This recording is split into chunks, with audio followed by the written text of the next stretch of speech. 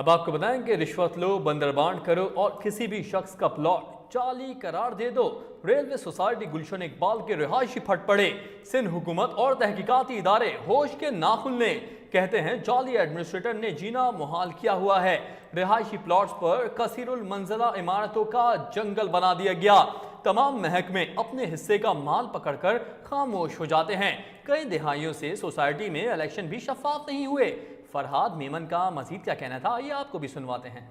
मेरा नाम फरहाद यूनुस मेमन है। मैं Pakistan railway employees cooperative housing society project number 7 में अरसा 20 साल से रह रहे हैं। हमारे 2 अदद प्लॉट, एक R226 और 232, उसको टाइटल डॉक्यूमेंट्स हासिल करने के लिए रेलवे सोसाइटी के चेयरमैन, कभी प्रेसिडेंट लिखते हैं कभी चेयरमैन लिखते हैं, अब्दुल खालिक फारूकी साहब से जब रब्ता हुआ, उनके एजेंट के ज़रिए मोहम्मद इसाक साहब के ज़रिए ट्रांसफ़र और लीज़ कराने के लिए, तो उन्होंने कहा ठीक है मैं ट्रांसफ़र भी करूँगा, लीज़ भी करूँगा। 23 लाख रुपए की रकम उनको अदा की गई, जो काफ़ी सारी पे ऑर्डर भी रिसीव हुए और कैश भी दी गई, जिनके गवाह भी मौजूद हैं।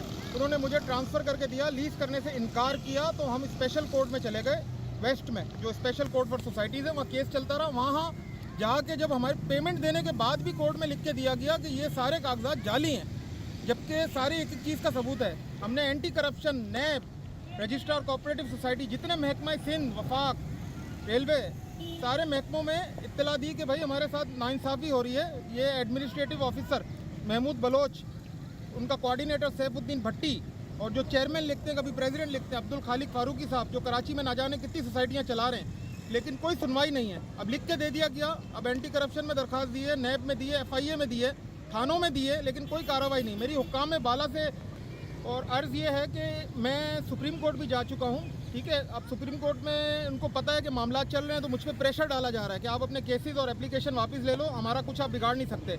यहाँ 120 गज के प्लॉटों को 8-8 मंजिल बना दिया गया। रेलवे पुलिस अपना हिस्सा लेती है, इलाका पुलिस अपना हिस्सा लेती है, SBC अपना हिस्सा लेती है। अगर पैसे ना दिया जाए तो जीना हराम कर दिया जाता है उन लोगों का जो अपने रिहायशी मकानात में रह रहे हैं। अब मामलात ये हैं कि सारे इदारों को पता है, लेकिन खामोशी क्यों इख्तियार की हुई है। कोऑपरेटिव डिपार्टमेंट में इंक्वायरी और इलेक्शन के ऑर्डर हो चुके हैं, हाई कोर्ट जा चुके हैं, हाई कोर्ट से स्टे नहीं मिला, तो क्यों इलेक्शन नहीं कराती कोऑपरेटिव डिपार्टमेंट। कोऑपरेटिव डिपार्टमेंट के जो अफसरान हैं उनको सब पता है, मिनिस्टर साहब को सब पता है, क्यों नहीं हो रहे। रेलवे को सब पता है, रेलवे की गाड़ी में घूमते हैं, गाड़ी का number JP 8173, ministry of railway की गाड़ी एक प्राइवेट सोसाइटी के आदमी के पास कहाँ से आई। बंदर बाट कर दी गई है। 1987 का लेआउट प्लान जो था, उसमें कार्विंग करके नए प्लाट बना के रेलवे की भेज दी गई।